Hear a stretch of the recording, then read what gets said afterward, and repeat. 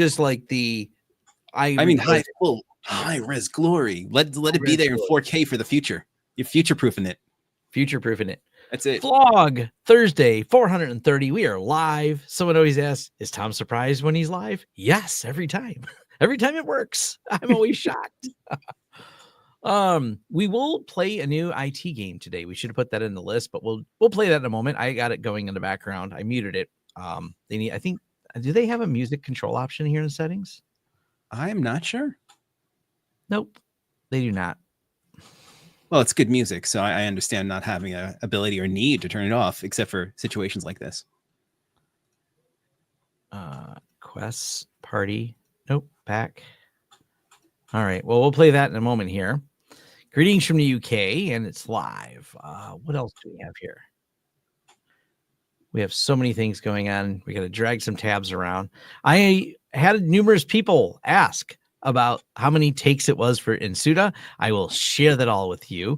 I meant to upload it earlier and then I forgot because I was doing things, but it is uploading right now. And as soon as it's done uploading, it's going to be an unlisted video, but all of you may watch what it looked like raw, me recording it. It does seem to be a popular question. So I'll unlist the video, be unlisted, but I'll make the link available to everyone to watch.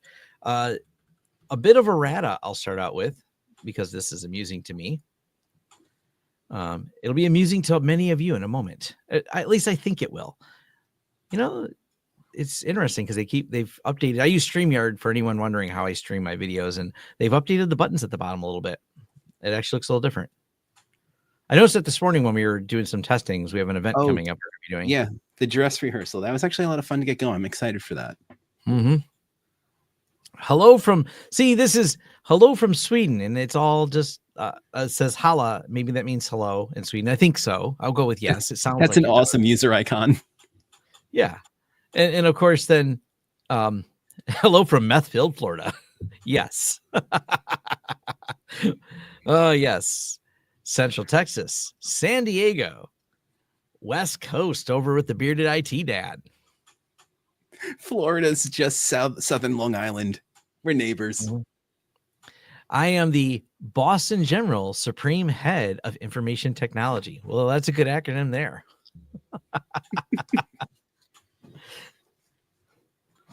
Fun stuff. Anyways, the thing I was going to highlight is I did get a new address because we got rid of the building. I talked about that on the last one. So there is the new address. For anyone that wants to send things to me. Unhighlight it. It's hard to see on the stream. Oh, it's harder to see highlighted. So we'll just we're just gonna hold on. Let me copy. We'll just paste it in. And so I'm now at 420 Eureka, which sounds like someone who may have discovered their baggie gets excited about. 420 Eureka. You just described the pre-credit scene from Half Baked. Oh man, fun stuff. We got a pfSense question. Hi John, I'm going to do a video of pfSense 2.8 beta complete with upgrade, etc. Yeah, I'm going to do some testing on it. I just hadn't got a chance because I was been busy. They actually released it on April 1st, and I like that people thought it was a joke. I think last year they'd said, what if we moved it to Linux? That ain't happening, I don't think. But yeah. Nonetheless, the beta is out. It's available for those that want to download it. They have an announcement on their site. Let me pull that up in the Netgate blog.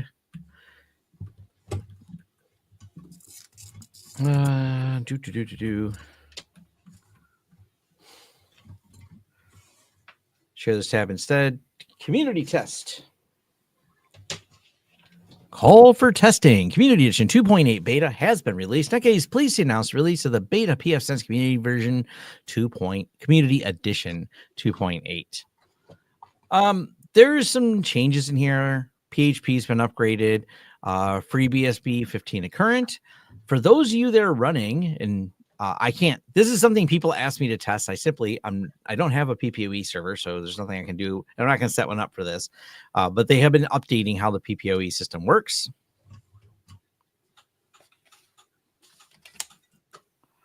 There is this release includes high availability for the Kia HCP daemon. I think this is for people that have wanted to move to Kia. These are some of the features that were missing in the older version of pfSense. They've been getting it in OpenSense, or it's OpenSense. The pfSense pfSense Plus has been getting updates to this, but Kia, obviously, because there's not been a new version of pfSense CE Community Edition, Kia hasn't got any updates, so this is going to be catching up with the Kia updates.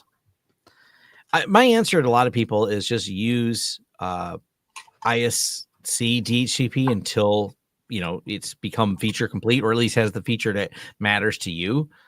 So that's and supports DNS registration. I know that was a feature that was missing before as well from the Community Edition version. But there's not a ton pushes too many betas, limits, high traffic VPN, custom rules. Yeah, there's not a lot going on there besides the updates to Kia. I mean, it's a new version, so everything's going to be refreshed in the back end to updated versions, like I said, PHP, but there's not a lot.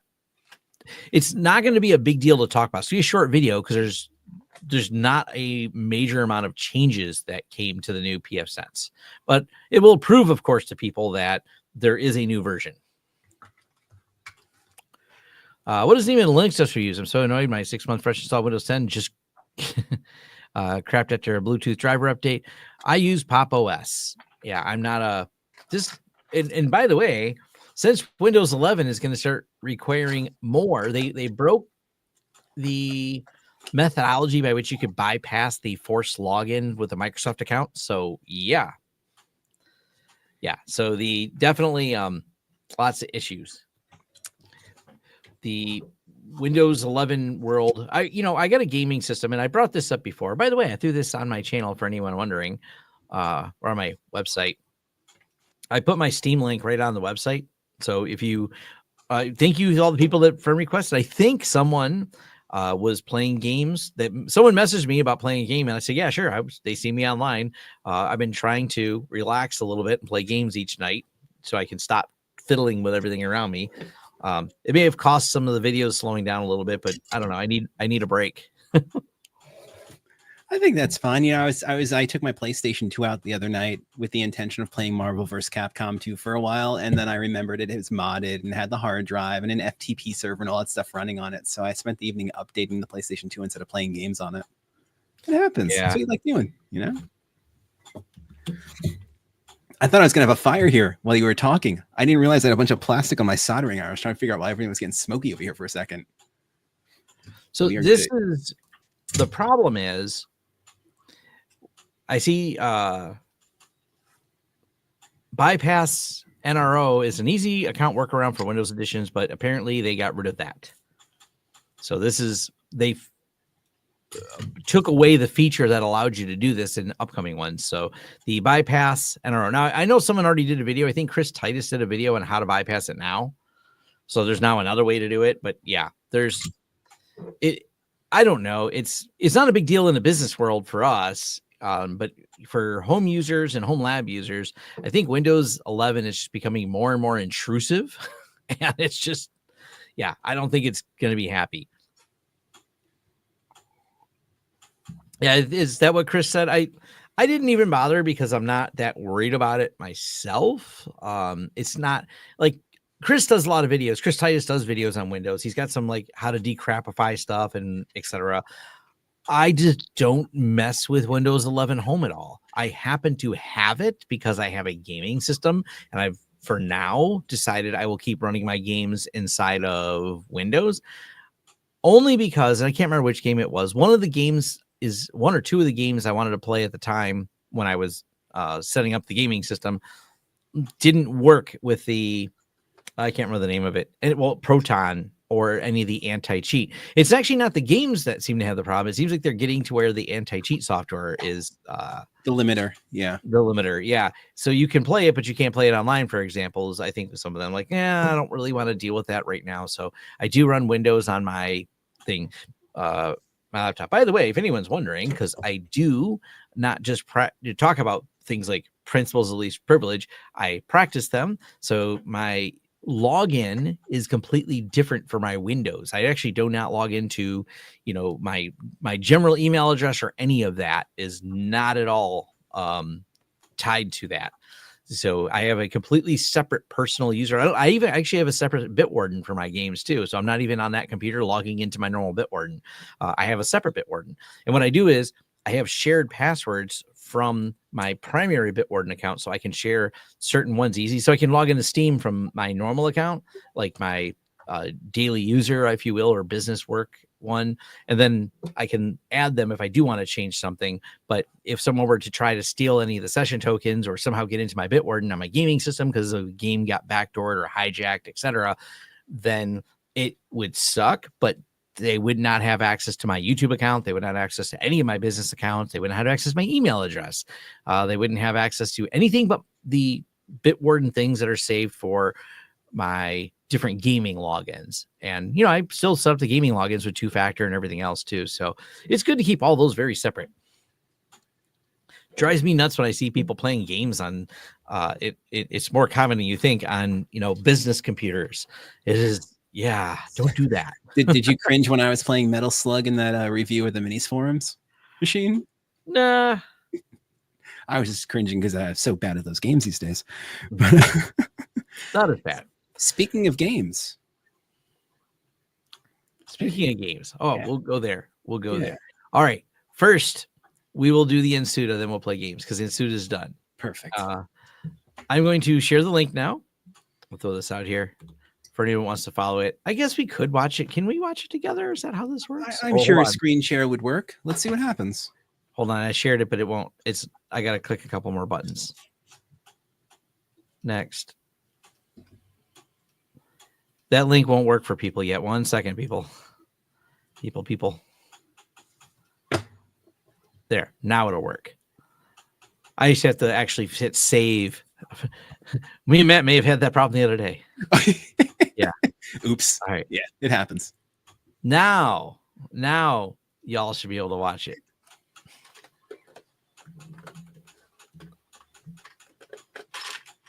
So you guys can see what it looks like when Tom. I didn't look at this before I uploaded. I have no idea if I picked my nose. I don't know. I don't know what I edited out. It wasn't like any conversation between you and I or anything at the time, right? No. I was by myself. It's only 4 minutes. Hello, everyone. Tom Lawrence here. I've got a big announcement, and no, I haven't switched to Windows.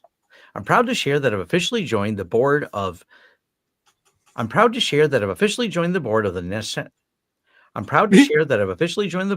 National Society for Unnecessary Technology Acronyms, or as we like to call it, NSUTA. Now you know how the sauce is made, folks.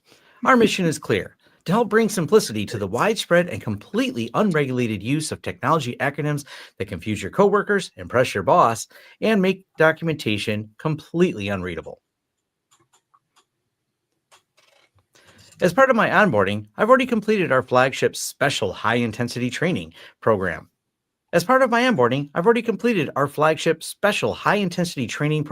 Or SHIT for short. Because let's be honest, if you're not certified in SHIT, are you even in IT?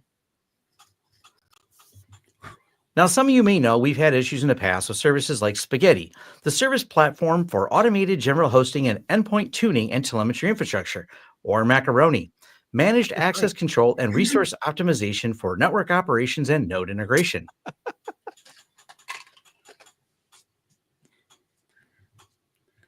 And of course, Tortellini, the telemetry-oriented remote toolset for elastic logging, layered infrastructure, and network interfaces.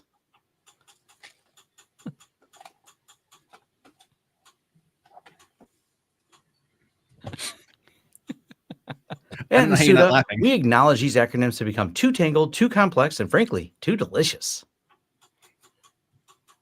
Now you know how I edit. I freeze a lot.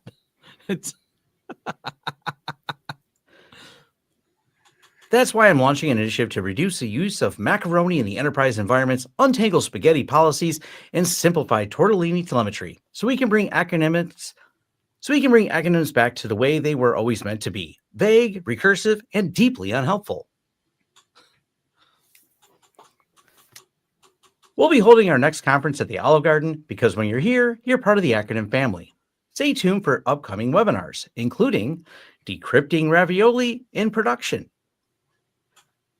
Stay tuned for our upcoming webinars, including Decrypting Ravioli in Production, Scaling Your Shit into MSSP Environments. The extra S is for sauce. The sauce. And our Hot Shit Masterclass because nothing says security like a flaming pile of buzzwords.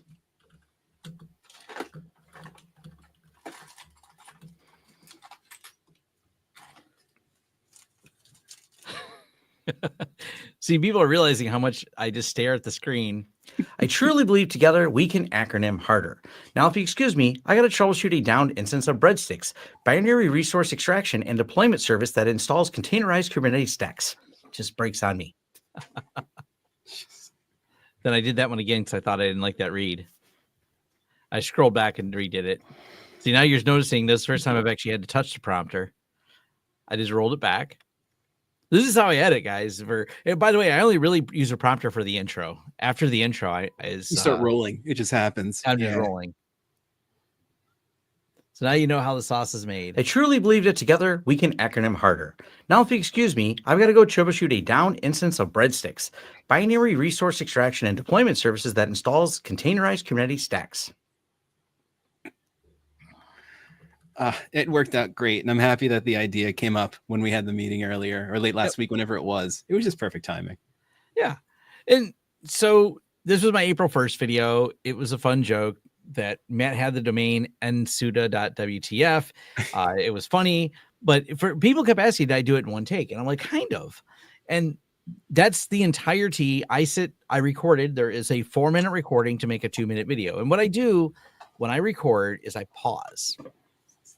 By the way, that also applies when I'm doing my recordings that are unscripted, which in the beginnings are often scripted, not always, sometimes. And the rest of the video is not. The rest of the video is bullet points, not scripts. So I know the steps and the processes that I'm going to walk you through and how to accomplish whatever I'm doing in the video.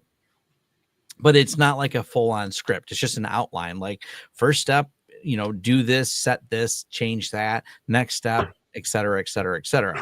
Now, one of the things I do, though, is because of the editing, I will frequently just pause if I, need to get the step. And I cut this part out, but my eyes will cut sideways because I'll have notes off to the side. So I look sideways and say, am I saying it right? Did I have the note read right? And I just try not to move because that way when I edit, there's not like a jump where I'm moving around in the frame at all. So yeah, that's the secret behind the scene to how Tom edits. And I just chop out all the silent parts. Matter of fact, there's a tool in DaVinci Resolve that edits the silences out if I need to. And sometimes I'll redo a take. And I just I'll hear myself repeat when I'm editing, but it's already cut out the silence. And I'll look at the takes and go, yeah, I said it better the first time or the second time, and trim. So you're seeing the whole behind the scenes here for how things work. Tom, did you see that NSUTA posted a reply onto the LinkedIn post? Yeah, that was put on. I didn't know you did that. I created an NSUTA LinkedIn 11 months ago. This has been in the works for a little while. I just never knew when it was going to execute. Yeah. Worked out. And for my next trick, I will link to, I need to find the link. 1 second. So I'm going to share it with everyone. Mm-hmm. Actually, why don't you get started? I'll get the link and everything for everybody. Oh, I already got it. I had it off to the side here. Is it strange watching and listening to yourself while you're editing? It was probably 10 years ago. Maybe, I don't know. God, some of my videos are all the way from technically, I think I had a Vimeo account before I had a YouTube account, but I've had a YouTube account since. Like, I've been uploading videos, personal videos. God, if someone could find, I mean, I know I can find it, but who's good at OSINT that could find some of the really old popular videos of Tom?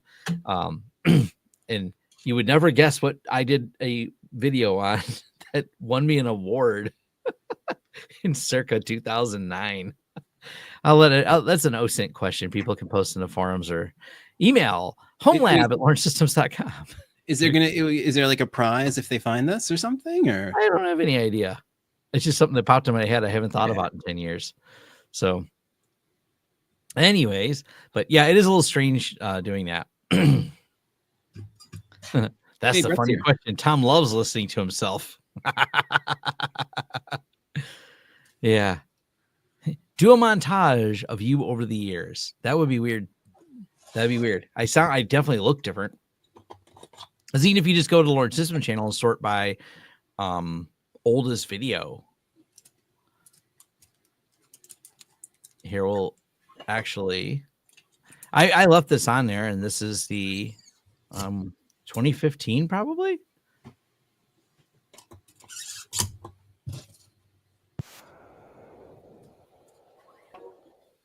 Pick up. This is our new YouTube channel. Whoa.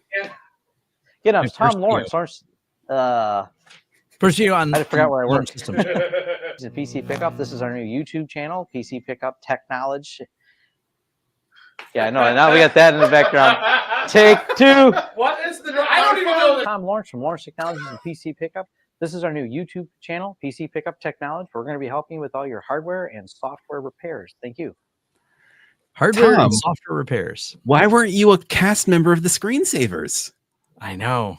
You, Leo Laporte? Come on, that would have been amazing. Yeah, that's 11 years ago that was posted. So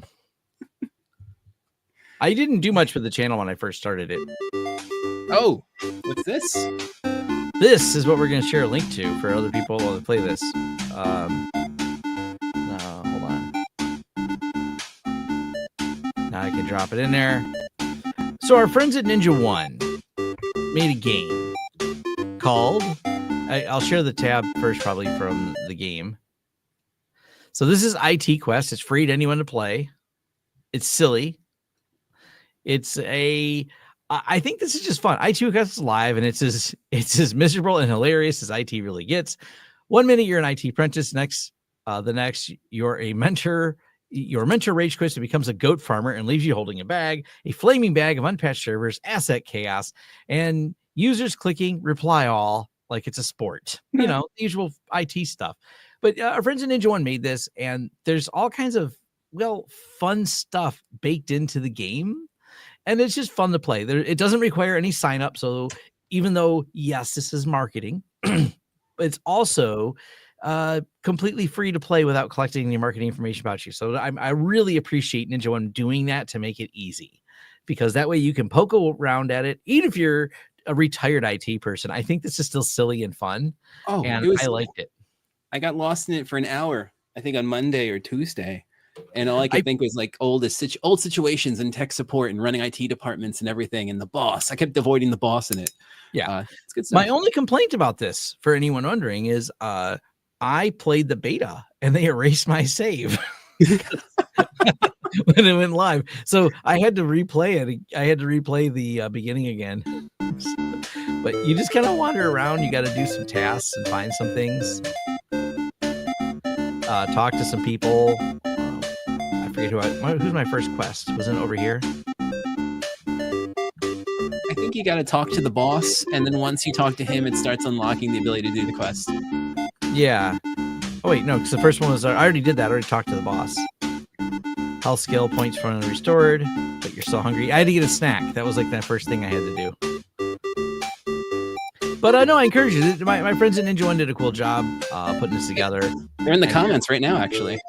I just noticed Ninja One's here with us. Oh, he just wanted to give me a practice one. This is great. But no, this is really fun. And during great timing, I wanted to see that your mentor, everyone came in the office. And by the way, if you guys don't remember Steve, it's because you weren't on the, which one was it? I think it was 2 times ago when we did the backups and bandwidth. Steve was the ogre who was on there. And so I like that they brought him back for this.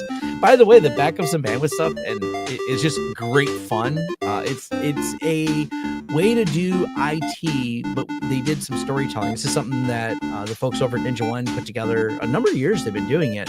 It's kind of a fun way to go through a tabletop exercise with a D&D type of theme.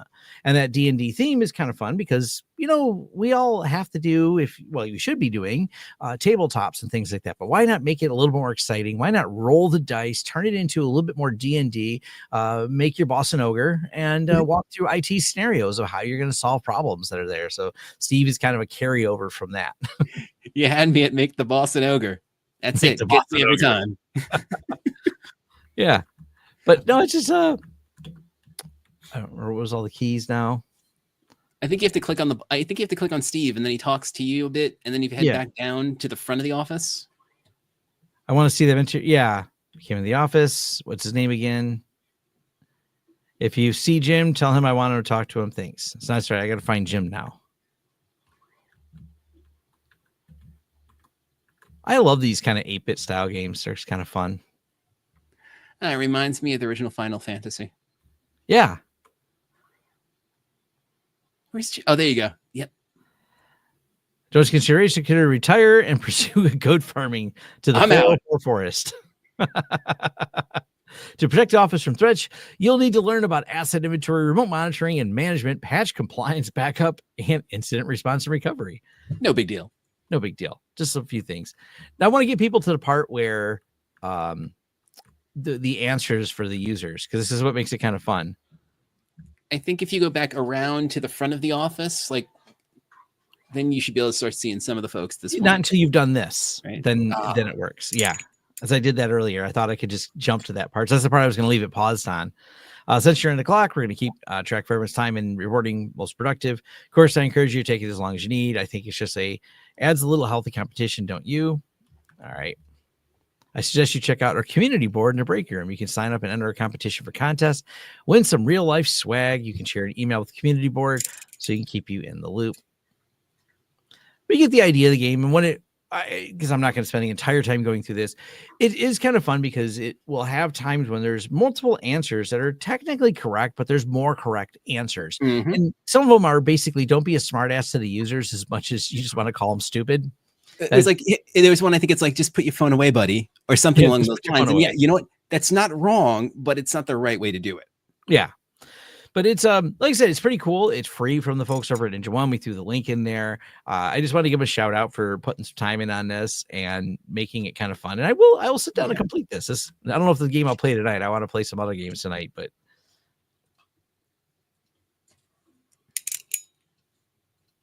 I love it. People in the office keep asking about gift cards. They have no idea why they think I want one, but it feels a bit strange. Be a chum and look into it for me. Yeah. So now you got to find the go fish. Save your game. Yes. But yeah, definitely. Like I said, I think it's just fun. Some of the things they're doing on there. There's a lot of ways you can make things more engaging. And I think that's one of the things that really attracted me to some of the people at Ninja One of liking that they were trying to make IT more engaging, more thought oriented, of not just as boring. We have to do these things. We have to do the tabletops. So it's just no, I don't think anyone expected years ago when that PC builder game, I know it became popular for a little while. It's a game that teaches you how to build a PC. I don't think I ever saw that.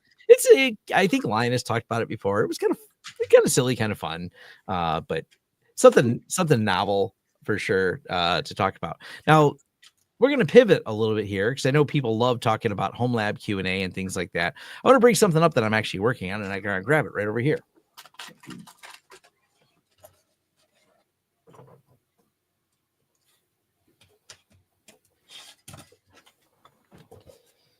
So, see how little of something can I show before someone recognizes what it is? That's a piece of networking equipment. Ooh.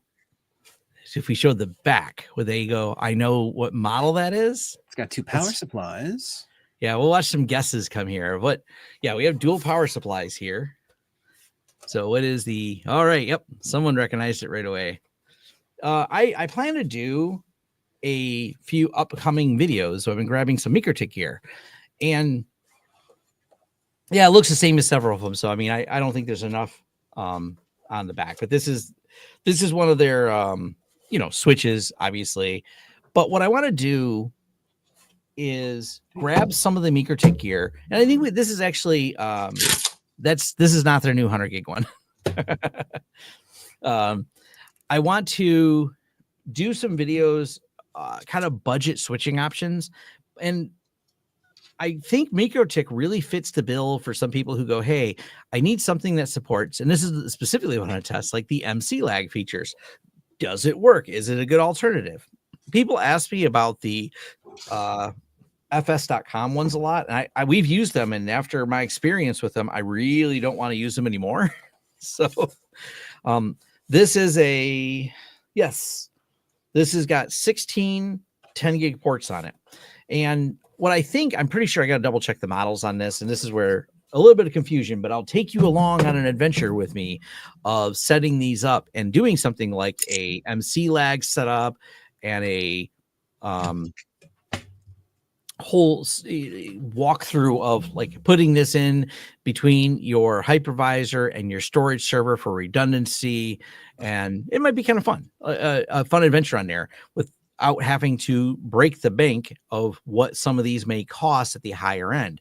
Don't get me wrong, Arista and these other companies make some really nice gear, but it is not in the same price category. Even the UniFi stuff is reasonably priced, but MikroTik is really reasonably priced for some of it too. So would you say that there's an average percent difference between MikroTik and UniFi? Is there like a 10-15% on average, or it varies depending on what you're looking at? MikroTik switches are kind of all over the place. There's not like an exact some of the MikroTik stuff, for example, there's not always a direct comparison to UniFi because MikroTik makes some unique switches. So if we look at I'll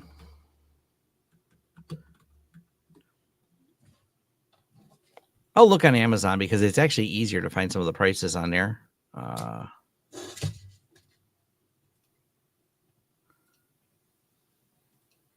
There we go.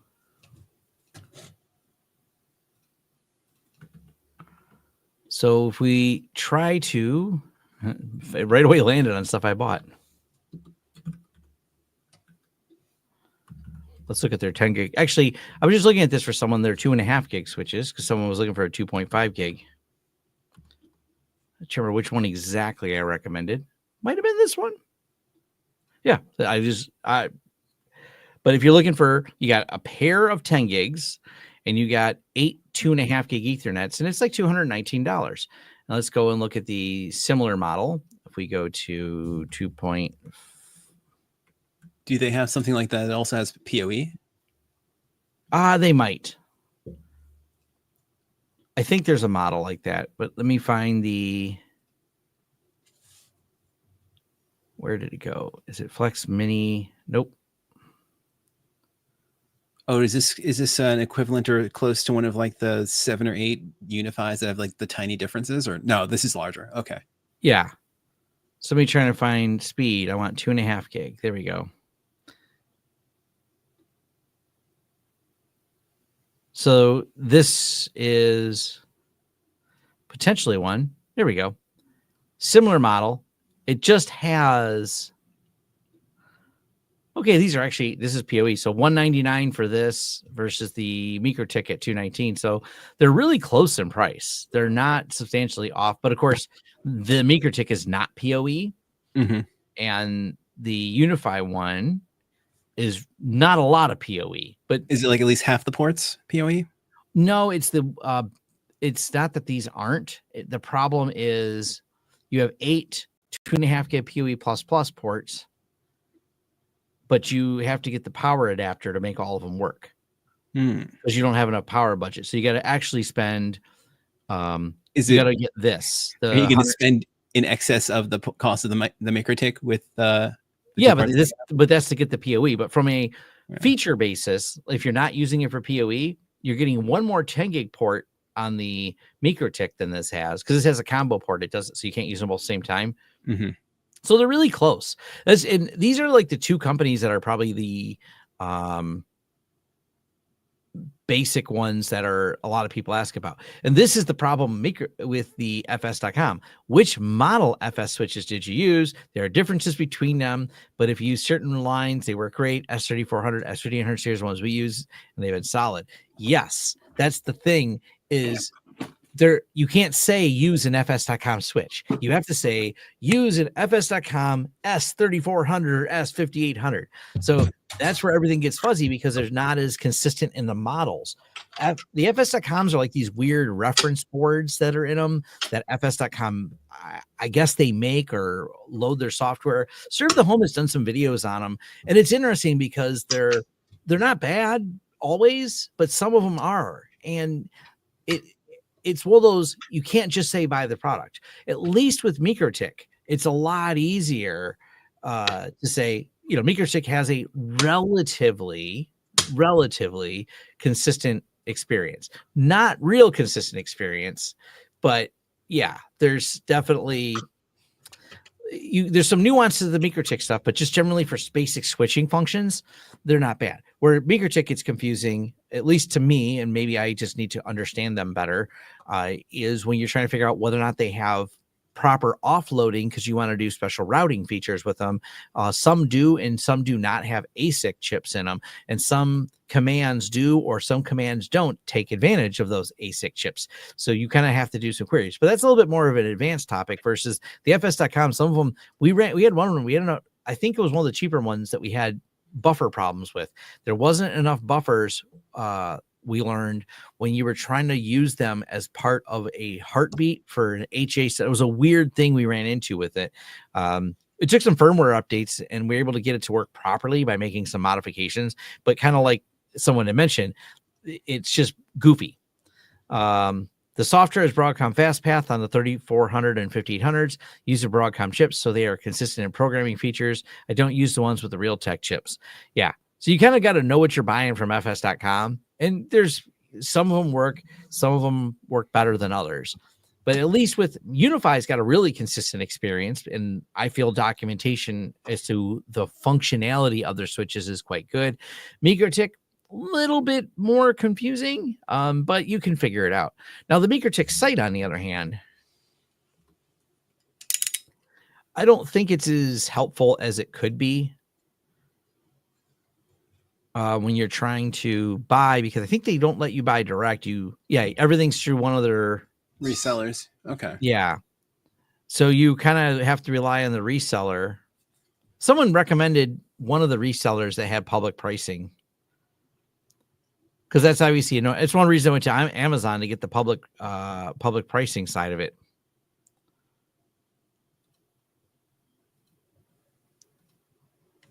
Try this. Do they have it?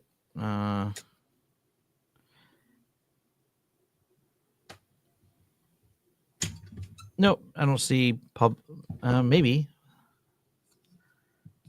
they have this stuff publicly priced, but it's like one thing UniFi's really got going for them is it's not hard to buy from UniFi. You know what they are, you know what you're getting. You can get them and go, this is the product, this is where I buy the product from, this is where they ship it. Now, of course, someone's going to point out, but Tom, the thing I want from UniFi isn't in stock, and I know that is definitely a problem. So like this one's in stock. These were out of stock for a while, but I'm pretty sure the mini ones, the mini 2.5 gigs. Oh, they're in stock again. The little $49 one is in stock. Nice. Maybe UniFi is in the process of refreshing the stock then, right? I mean, they're constantly doing it. The problem is they're victim of their own success. No company wants to be out of stock. Companies that sell product want the product to be sold. They do not want the product out of stock. Figuring out, do I make 1 million, 2 million, 3 million of some devices? A hard question. Like, you have a meeting with your marketing team, you have a meeting with your product team, and you say, all right, marketing thinks this is good. There's people going, hey, we want to hear about this in the market, blah, blah, blah.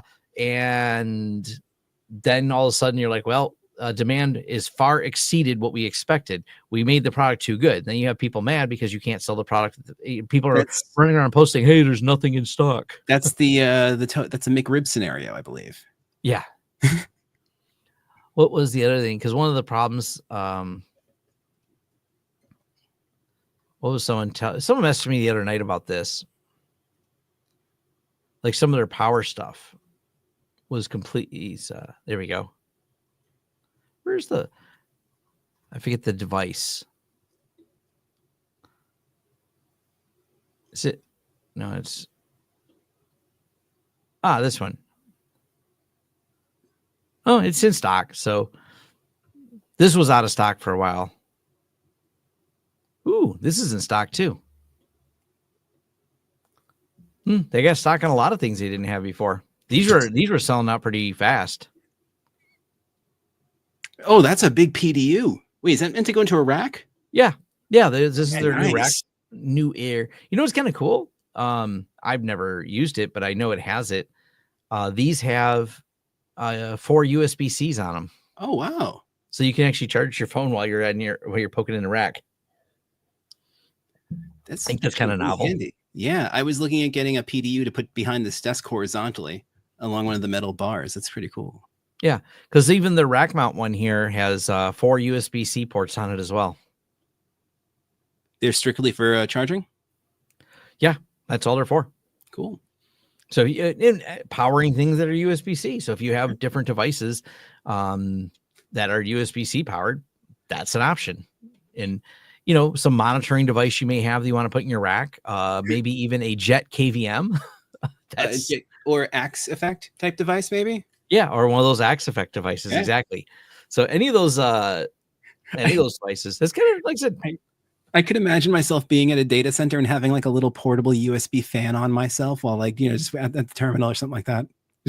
Just for the heck of it. Have you direct connected AT&T fiber to pfSense? Want to switch from cable, but don't want to use their giant fiber gateway, even in pass-through mode? I have heard horror stories about it, so I don't know. I generally tell people, because my friend asked me the other day about this, because AT&T fiber is doing a push in his area. My answer is, because several people told me that the AT&T fiber box can't be bypassed, but there is someone sells these adapters that let you do it. It's a trying to remember who makes it. Let me find the video on it, because the video is better than just understanding the adapter.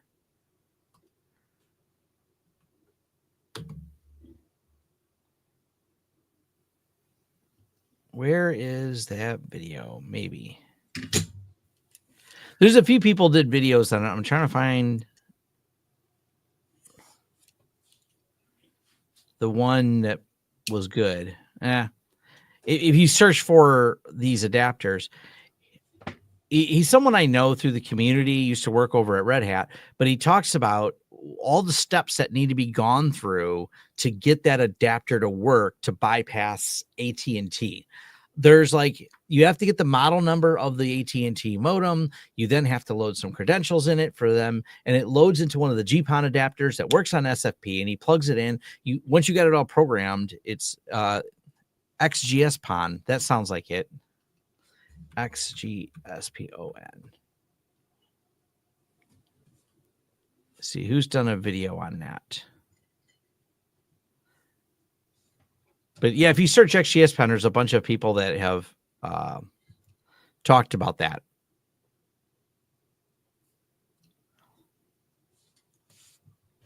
AT&T fiber never going into Dream Machine Pro. Yeah, that's actually one of the videos I seen was someone showing you can get it working with the Dream Machine on an SFP.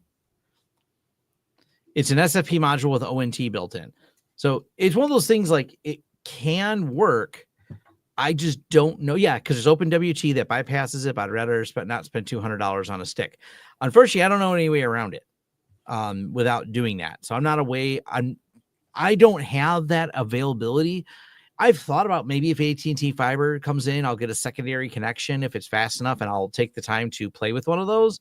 But I don't have that as an option here. There's no AT&T fiber. So yeah. And I don't know if I'm patient enough to do it. This is where I get a little confused. I have heard different things from different people. Once again, I don't have AT&T fiber to validate this, but some people said you can't bypass it and you can't put them in bridge mode. they will only give you a private IP, not a public. That is what I was told. I don't know if that's true. I've seen people post in forums about it. I've also seen people say certain models will do bridge mode. I can't tell if the people that tell me it's not don't know or they do know. I just don't have any idea. So it's one of those things. Like, I don't know if they are unaware how it works or the other people are like, just know where those buttons are. Yeah, some of them will also use VLANs for TV. I cut the cord in 2009, so I haven't had TV run to the house in 16 plus years. So the AT&T router all-in-one has limiting routing table that caps out quickly for things like Linux ISOs. Yeah, so if you're seeding Linux ISOs, you will run out of routing table limits. There's a reason not to use it. Yeah, so if you seed lots of Linux ISOs, the AT&T modem may fail you. So much seeding of all of those can cause a problem. ISPs keep locking down routers to prevent errors, but it's also meant real techie people can't do anything either. And this is the challenge from the ISP's standpoint. I get it. And Dakota, if he's still floating around in here, he understands this all too well from being that he works at an ISP. You know, you want to make it easy for the users because those are your paying customers. The reality is us Homelabbers are secondhand citizens to them. Matter of fact, we're the most likely to be seeding too many Linux ISOs and cause a problem for the ISP. So we're not the most well-loved people by the ISP. We're the people poking at things. Oh, yeah. Whenever someone from Cablevision has to come into my house and they walk in this room, they get really quiet. Yeah. All right, so someone else here has mentioned that the AT&T fiber gateway still use their routing tables. Therefore, it's not truly bridge mode and no hairpin NAT handling. Yeah. Yeah, I'm my internet's on wide open west. It's been that way for years. It works fine. I don't have issues with it. I haven't had any headaches with them.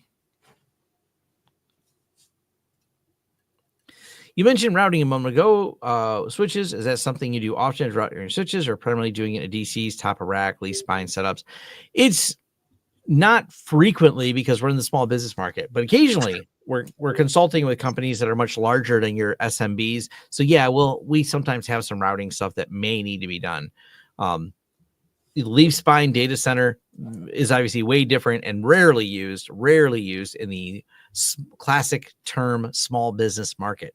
Even the small business companies, they don't have a ton of sophistication with their technology. So it's fun always, especially when you talk about manufacturing, calling them a small business, because small business and manufacturing may be a company doing $100 million a year and only having a dozen computers, because there's a bunch of people making widgets on a factory floor. So they have tons of assets, tons of, heavy equipment running that is just industrial control. A bunch of lathes running doesn't always mean a bunch of lathes have an IP address. Matter of fact, many of them are still operating on serial. That's not uncommon. The ISPs just give us option at no cost, more like a reliable cable, but get basic support, and it's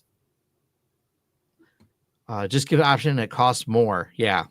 And you get basic. It'd be nice if they did that, but they're not thinking that far ahead. I wish ISPs would stop using PPOE as well. Hey, I just bought a house in Sumter. I know the area. Yes, I do. No fiber, no wide open west, only Xfinity. And yes, sharing Linux ISO streaming ISOs for too many family members is going to suck. Yes. Yeah, the bandwidth caps and everything. It sucks over there. I like Sumter as an area. I know it was talked about briefly over there. The people in the city were talking about. You're making a lot of noise, Matt. Sorry, I'm done. All right. The people in the city were talking about putting in a wireless ISP there, but it never happened. It would have been cool if it did, because they're not a fan of Comcast either. Several of the people I talked to there, but Yeah, I have a friend that lives in Sumter as well, and that's one of his challenges. He only has Comcast. That's the only thing you can get. For a while, I looked at a couple houses, and this goes back a number of years. When I was looking, because I wanted to live in that area, and I couldn't because there was no internet at all in some of the areas. They're like, yeah, we don't have. That's a deal breaker. Yeah, it's a deal breaker. Like, we don't have internet options over here. I think it's now been fixed, but this was when I was looking in 2008, so 16 years ago. It was like, yeah, that's just not a thing we have. We don't have offerings of this. I didn't realize I was purposely shorting this board, and that's what you were hearing the noise from. Oh, okay. Earlier. That's all.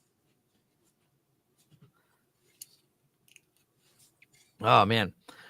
But what are we doing here? Let me close all these tabs. But I'm still looking forward to testing the 2.8 version. I know people were saying it's dead. Clearly it's not dead with the CE getting another update. So that'll keep moving on. I haven't had a reason, though, and I mentioned this last time too. I haven't had a reason to do any new pfSense videos because even if I do the pfSense 2.8 video, cool. Now what? Like, I'll talk about the things I just talked about when I'll wait till it's released before I do the video on it. But there's not a lot to talk about. They're just not adding much to it. You know, saying that there's a new version of PHP, not that exciting. Talking about the Kia DHCP updates, cool, they're happening. So the video will be short. We'll just say that. And it's not because I'm doing, you know, it's not because I'm trying to show more love towards Ubiquity. It's just one of those things. Yeah. It's just based on manufacturer actions. If they're a more active manufacturer, there's going to be more reviews, more things to look at. That's it. Yep. I do think, because a lot of people have questions about overlay VPNs, that I will probably do a video on that. Absolutely. Oh yeah, I see someone mentioned. Given how broken AT&T were to buy additional hardware, down with a Vixie's $30 a month unlimited bandwidth charge. Yeah.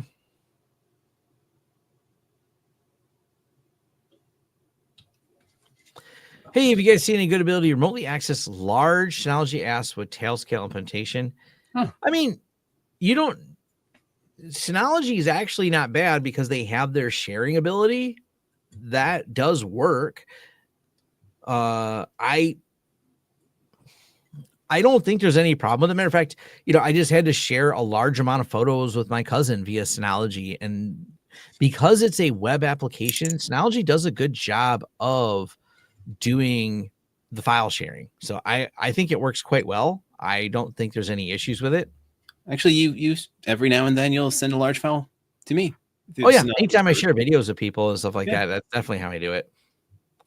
Have you used Tensor? And I'm not mistaken, that's how they want it said. TNSR, which is the Linux-based product from the folks over at Netgate. This is why I don't think they'll ever port or waste the time, so to speak, trying to port pfSense over to Linux, because Tensor is Linux.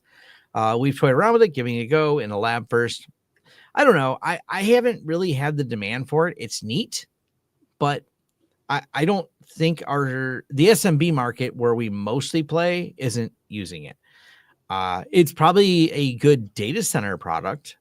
Maybe it's a good product for the mid markets that needs the high speed routing features it has. It uses vector packet routing, so it's able to take the same hardware and do much faster routing. By the way, if you look up, and someone will correct me on this, the guy who's building his own OpenWRT boards that do 10 gig, he's using the vector packet routing as well in order to get the speed out of a lower cost board that can route at 10 gig.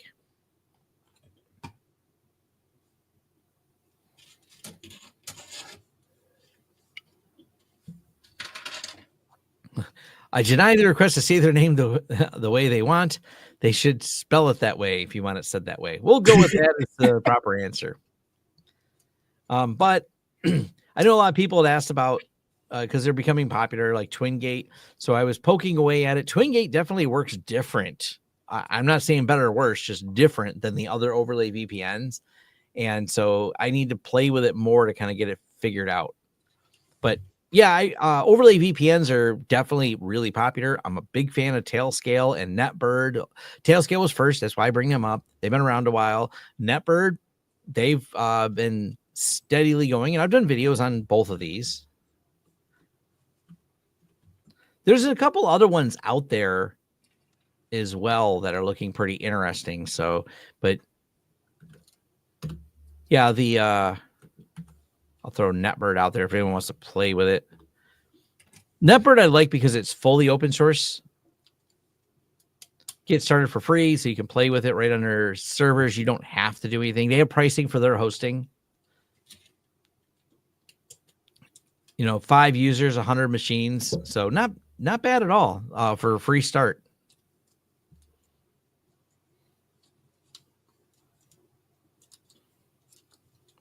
Do you happen to know a company that makes the switch chips for the new UniFi switches? No. I'm trying to think. I feel like the company that makes them I think they're using, maybe I'm mixing up someone else, so I don't want to think this, but the company that was making them before, I think, is this company company owned by Amazon that makes these chips. I could be wrong about that. I remember looking it up before, and I was like, that's interesting that the chips are made by this company that's actually it's the same company that makes the chips for Amazon. Amazon does a ton of their own infrastructure right down to the chip level. And I believe that same company is making chips for several other people. But yeah, there's not always a easy way to find that out. And because they're not using commodity off the shelf ones.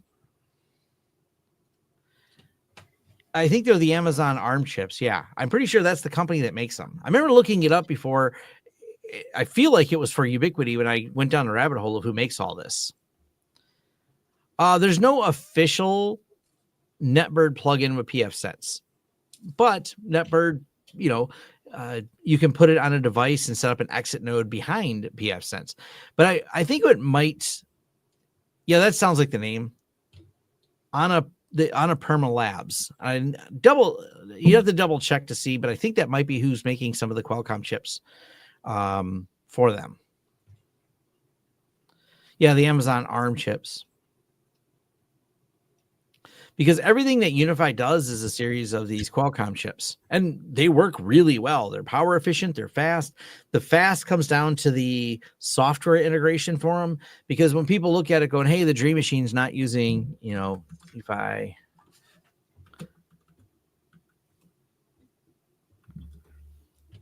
Let me find the specs on this.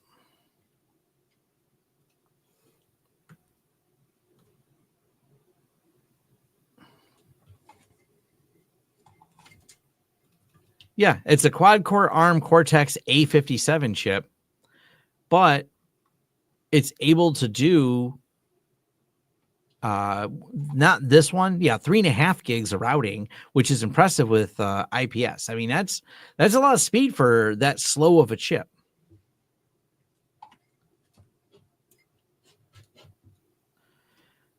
Cloaking firewall. I guess I'd have to. Is that a brand?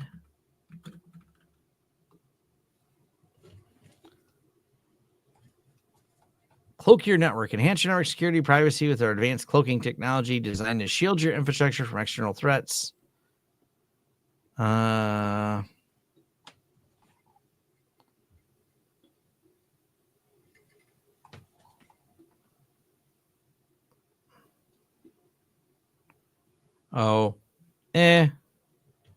just routing everything to them. Just route yourself to your own. This is one of those things that kind of drives me nuts. Like, I guess this is a product. I'm guessing they sponsored it. If I had to guess, did John do a sponsored video on this? This is why I'm so careful about some of the sponsored stuff.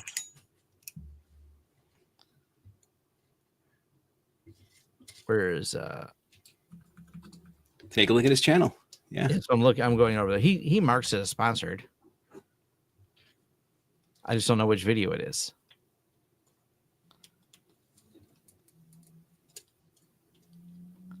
This MP3 is malware. Do I search this channel for it? Yeah.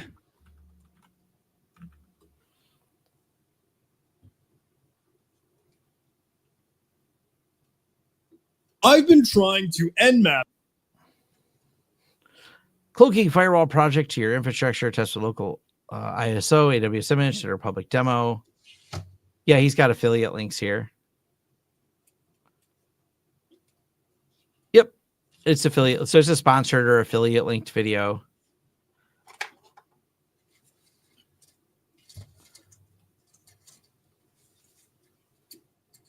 Yeah, I don't. So the interesting part about, like, for example, I mean, I can, one of the things you can do is just send yourself out a privacy VPN. Now, obviously, you're probably doing a little bit more than that, but you can also just cloak yourself with a privacy VPN. But the reality is the problems people have, and let me go over here, find the box. Most of the attacks come from you opening ports. If you don't open ports, you save yourself a lot of problems. I'm guessing that's what the cloaking does is. Let me find the system. I'll share one of my systems real quick.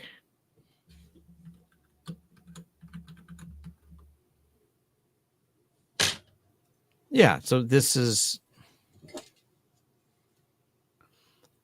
like right here. I've got this system here, 172.16.69 is my computer, curl ifconfig, and there's the public IP address of this computer because it's routed through a privacy VPN.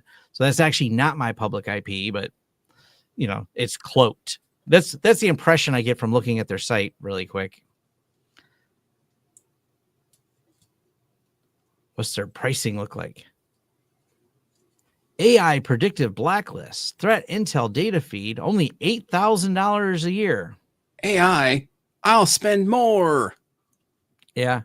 Responsive AI defense evasion node, reconnaissance scan. So for $8,000 a year, you can cloak your firewall. I wonder how much Attackers to find your network and hack it. How? It's not really doing that. It's just you're hiding your IP address.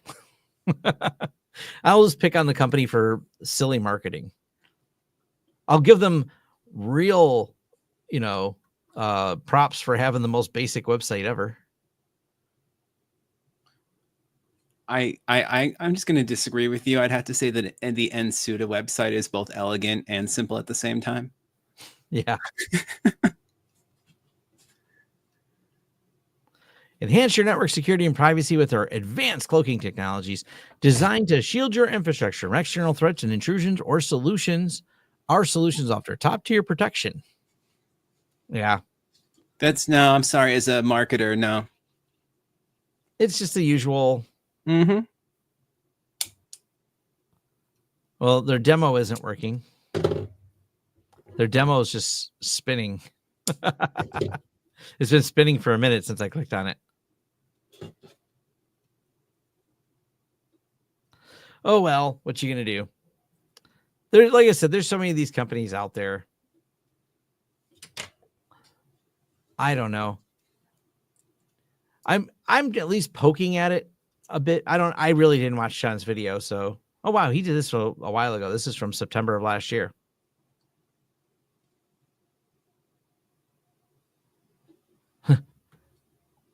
I did this test. There is no magic. It's just a ban automatically your IP address when it detects requests realized using Nmap. After you no longer get access to IP from your browser, so tell us failed. Okay. I bet this makes troubleshooting website lots of fun. I'm reading the comments on John's video. 0% content, 100% ad for $8,000 a year. This is not a well-liked video. No.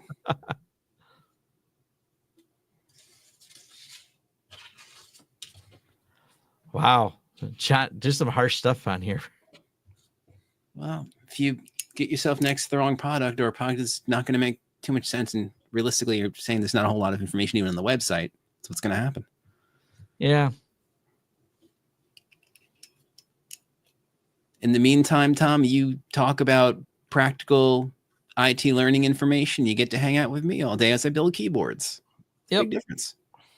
Speaking, I'm almost done with this. Check it out. Nice So little guy. cloud router versus direct router. Oh, you got a keyboard done? Sweet. Oh, it's almost done. Yeah. Yeah. It's one of those things, and I'm going to do a video coming up on how firewalls work, because first, that's a confusing topic for a lot of people, I've learned. And it's spinning because I have the wrong firewall. So people, you can spend some time reading real reports. So working as a blue team defender, as someone who does this for a living, I really get aggravated with all these people like trying to solve a problem that doesn't really exist. Hold on. Apparently that's weird. Oh, the cloaking thing spun till it crashed the tab, and now I have to unshare and reshare. Oh, wait. So it's actually helping you improve Chrome memory? Yeah. See, it won't let me do this. I got to get this. Oh, there we go. And reshare it. It's kind of funny. It won't share. It wouldn't share anymore. But what you can do, and I may subscribe to this and talk to these people. Their public ones are great. By the way, there's plenty of here for free. If anyone wants to read the Differ report, I highly recommend it. By the way, Cisco Talos just dropped their new report. And you start really going through how these attacks happen. They are not happening because people found your public IP address.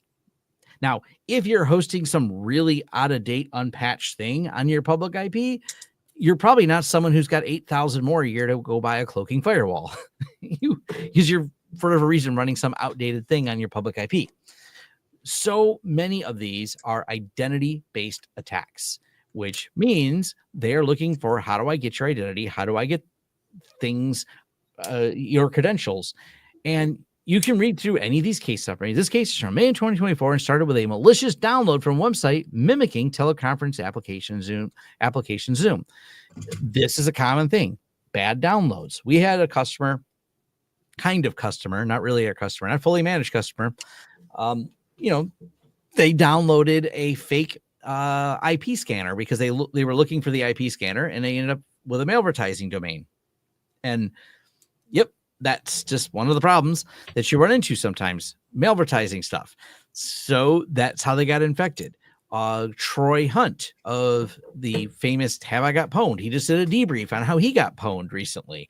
And he admitted being sleepy was a factor, but it was, once again, phishing email. Shocking, right? Phishing emails. Once again, cloaked firewall. Not where we see these attacks happening. You read the Cisco Talos report that came out. Hold on. I'll pull that one up too.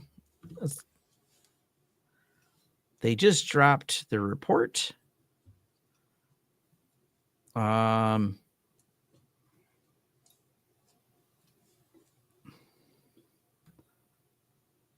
we go. Identity-based attacks were particularly noteworthy, accounting for 60% of all the incident response cases. People trying to steal your session tokens and identity. 60% of all attacks. Ransomware actors overwhelmingly leveraged accounts for initial access in 2024, with this tactic appearing in 70% of the cases. Initial access is accounts they had access to. People usually not using 2FA. And it is crazy that you can go through all this. Talos has their details here. You can get the report from them if you want to read it. You start looking at where the problems are. It's pretty rare a firewall in any of these instances is what would save you. If you're lucky, the command and control server that may have been used by the ransomware operators might be in a list that your firewall downloads and says, hey, block this. Awesome. Fantastic. That's a value a firewall can provide. That's pretty much where the value drops off anymore. The firewalls just, people are like, oh, egress filter, Tom. The problem, especially, and Troy Hunt talked about this as well. They're all using Cloudflare tunnels, modern threat actors. So your firewall can protect you against the old school threat actors. The modern threat actors use Cloudflare tunnels very frequently because until Cloudflare identifies and shuts it down, it won't be on a list anywhere. And it's a valid IP. We can't block Cloudflare or we'd break the internet. So much of it is identity-based attacks, phishing emails, drive-by malvertising downloads, trying to get on your system to grab your session tokens. Those are the attacks. When I see people like trying to talk me into spending more money on firewalls, I'm like, what? Why? That's not where the attacks are happening. Hey, Tom, this is the moment for the modern problems require modern solutions meme. Yes, modern problems require modern solutions. And matter of fact, I do really like, back to things I was talking about earlier, you look at VPNs and I started playing a little bit with TwinGate. People had asked about this. TwinGate works very different than Tailscale and NetBird, but all of them are solutions that are generally speaking much better because now you're controlling much better the fine-grained controls of how you get to those applications. And the advantage of putting those applications behind a VPN is if it's behind a VPN. For example, let's say I self-host something and it's also behind a VPN. So if you were to get on my network and get, somehow go, oh, I've acquired Tom's username and password to the thing I'd like to log into, his TrueNAS. Well, you also have to be on a VPN to be able to get into my network. So having that information, my username and password, my TrueNAS, is still not enough because you need that extra piece of being on the network. Now, that's why they kind of call it zero trust, where position on the network doesn't get it, because if you get in my network, you also don't have access to my TrueNAS unless you on my network have username, have password. So you kind of get the idea of I've done everything I can to make it difficult, but the ones that aren't, where these are the problem is when these companies are doing things like, having a public facing application for their line of business and people log into it, or business email compromise where they go, hey, I've got the person's email address, and from their email address, I can then pivot and say, let's reset some passwords. Let's do some of these other things. Once again, firewall has no protections at all. I just got a shout out for the Shrek reference. I used that in an MSP Lunch and Learn once for layered security and concentric stuff, and it went over perfectly. That's it right there. Yeah. So when you start going through any of these attacks, you can say the user's the weakest link, but the user can be the strongest link. But, read through these different reports. They're great. They walk you through all the steps one by one, what the threat actors are doing, how they're automating it. Yeah, honestly, the user does have the opportunity to be the strongest defense because it's the only thing that can use common sense in that equation. Mm-hmm. They just got to make sure they know how to use it. The malware established a connection to a Steam community profile page to obtain the IP address of the hosting of the second stage malware. So they're actually updating a community page on Steam as a command and control server to know which one of these you need to download. They're fun, workarounds, and that's because people probably didn't block Steam. And so Steam was on there. So now they walk through the fake Zoom malware process, where found the goes over commands to here, then it goes over to the hijacked rat, then goes in here, and then from there, he just walks you through like, hey, how we're going to do this. Upon execution of 152, hijack loader establishes persistence in the breach system by creation of a startup entry. Defense evasion. The Cobalt Strike Beacon payload was successfully injected to the DLL host process as indicated sysmon below. Ooh, that's bad. During the initial loaded execution, threat actor used the Windows attribute utility to change the attributes to the following command. Command finds that. So they were able to bypass the CrowdStrike. Nice.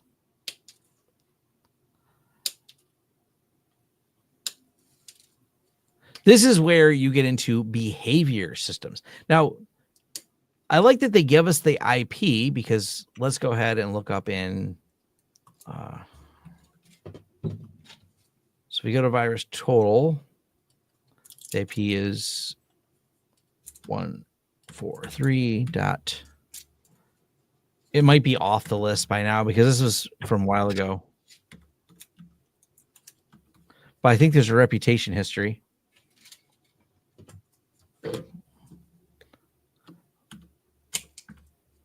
1.244.146.183.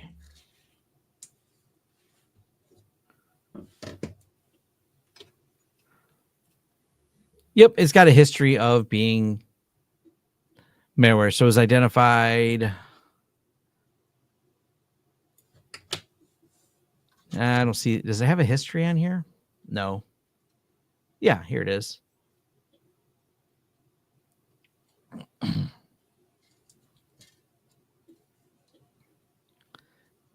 Yep. It was identified all the way in June as a ransomware IP address. So it was the Black Suite ransomware indicator compromise noted on June of 2024. When's the differ report from? Differ report was from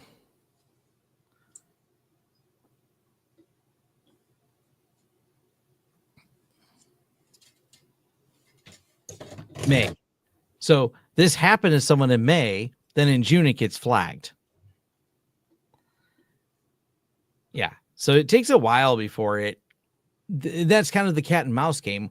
Once this is probably the 0-day patient, so they were probably a larger company. That's why they went through so much trouble with this company. And now it's going to get on a flag list. You just got to decide if you're the one that's worth it. Are they going to hit your system first? Hard to say. But yeah, it's a mess. But I'm going to wind this down here. So I'm going to go do a few other things. But yeah, SSL VPN, looking at you, Palo Alto and Fortinet. Yeah, SSL VPNs need to die. They're not great. They need to go away. I'm good when they go away. But all right, like, subscribe for more videos and all that fun stuff. Forums.lawrencesystems.com is where you can reach out to me. There's always some fun discussions going on in there. And yeah, I'm going to bounce out of here. Matt's going to go build some keyboards. Yeah. Honeypots. Okay. Honeypots are fun if you want to gather data. Having them inside your network, and the famous company in that is Thinks Canary. They're pretty big, but yeah. Thinks Canary has a great project that'll even go on a Raspberry Pi for an internal honeypot. Yeah. Honeypots are definitely a fun way, because if someone touches the honeypot internally, you should know that's an indicator that someone's doing something unexpected, and also, you should investigate that. So I think they're great. Thank you for using the word internally, because otherwise they're not exactly useful unless you're doing research work. Yeah, they're fun. They're good research work for external, but yeah, internal is where they actually do something. Absolutely. Internal is where they're really helpful. So, all right, man, everyone have a wonderful day, and thanks. Have a good one, folks.